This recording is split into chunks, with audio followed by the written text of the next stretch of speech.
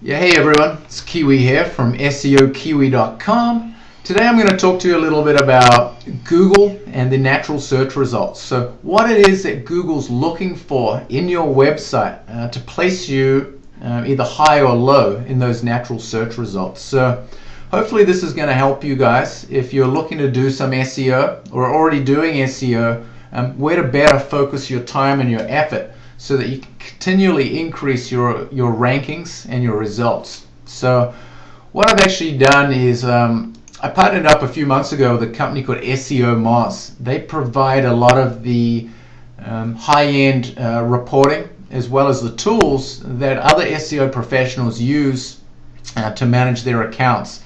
So one thing that, they've done here is it's important to understand this isn't the actual Google algorithm, but what SEO Moz has done is they've gone out and they've spoken to 72 of the top SEO professionals in the country and put together this pie chart based on what they believe Google is using. Now, the actual Google algorithm is a highly kept secret. No one knows unless you're inside the Google walls. But this is as good as you're going to get. This is pretty much dead on. So I'm going to go through this real quick with you one by one.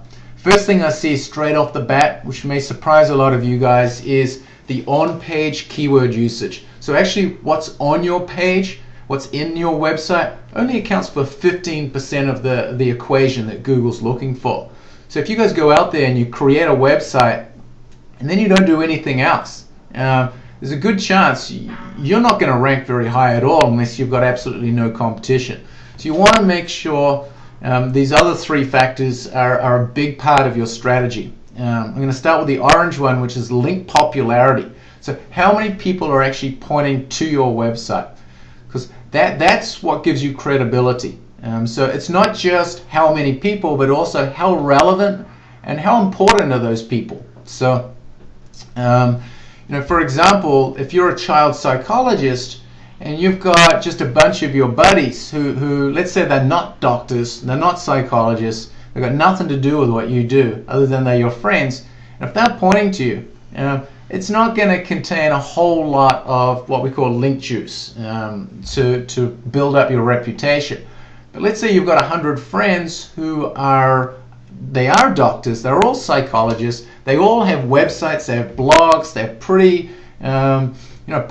decent followings. And if those guys all start pointing to you, Google's going to pick up on that and they're going to really take note that you're an authority on this subject. So, but it's also not just them pointing to you, it's how they point to you.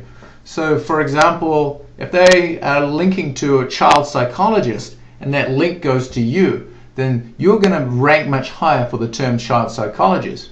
But if they are just typing in, please check out my friend's site, he's a child psychologist, click here, and the word click here is linked over to you, that's not going to give you anywhere as much juice as if your name or the keyword term you want to rank for is the actual clickable piece. Okay, so again, it's not just about the number of links, it's about the relevance and the importance of those links. If you were to get like a Dr. Oz from the Oprah show, someone like that to point to you, and he mentions that you're a child psychologist, that's really, really going to be helpful for you and in a big way, much more so than just going out to 50 or 150 non-relevant sites and having them point back to you. So that's a little bit about link building. Trust and authority is very important. Google wants to make sure that you are an ethical and trustworthy site. So one thing they look at is that they crawl your site probably every few days. One thing they're looking at is how are you building your links? Is it ethical? What type of people are pointing to you? Are they also ethical? So if you've got a lot of other really ethical websites pointing to you, Google's going to pick that up and it's going to help increase your own trust score with them. So it's something you can't really fake, but it's certainly something you can screw up if you start trying to cheat the system and pay for links or do cheap link building techniques. So be careful of that. People at Google are super smart. They're all rocket scientists over there. You may be able to get away with some it's sort of what they call black hat strategies for a little bit. Over time, Google will certainly pick that stuff up, and it'll penalize you in the long run. So make sure you're working with the right people and have a clean strategy with your link building. The other things to take into consideration: registration and hosting.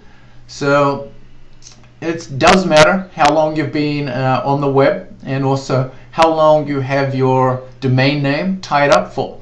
If you're just paying for your domain name month to month, Google's going to pick that up, and it's actually going to hurt you. So, if you're in business for the long run, tie your domain name up for the next 5 years. Then you don't even have to worry about this stuff. So definitely, make sure everything's registered, everything's tidied up on the host side for at least the next 12 months, bare minimum. Traffic and click-through rate. What this means is basically, if people are coming to your site and they're not finding what they're looking for, and they're just bouncing off and going somewhere else, Google's gonna notice that.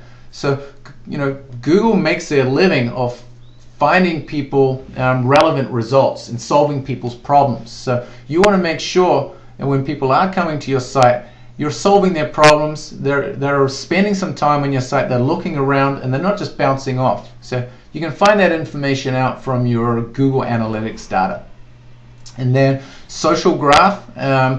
This is actually something that's growing fairly rapidly right now, with the social media just being incredibly popular. So you also want to make sure you have a presence. You have a Facebook page. You're on LinkedIn. Any other social media sites. You're on Twitter. And there is a buzz about you in the social media community, and not just on your own website. So definitely incorporate some social media into your strategy. Make sure you are using good, clean link building techniques. And then another way to find out how well you're doing with all of this is go to a website called websitegrader.com. That's sort of going to take a look for you, give you a score out of 100, and then at the bottom it'll give you a summary. Inbound links, it's going to tell you how many links you actually have. It's 209. Problem with this is it's more of an overview. It's not going to break down for you what those links are and how important they are. If you actually want to see what are those 209 links, you can actually go to another free tool. It's called siteexplorer.search.yahoo.com. Type in your website address, click explore. That's going to come back to you with all of the links. Problem with this is it doesn't tell you how important each link is, but it will give you an overview. So what you can actually do, if you want to break this down even further, see what are the most important links, so that you can try and find as many other similar types of sites to keep building upon. Certainly give me a call. I have tools that I can use to run this data for you.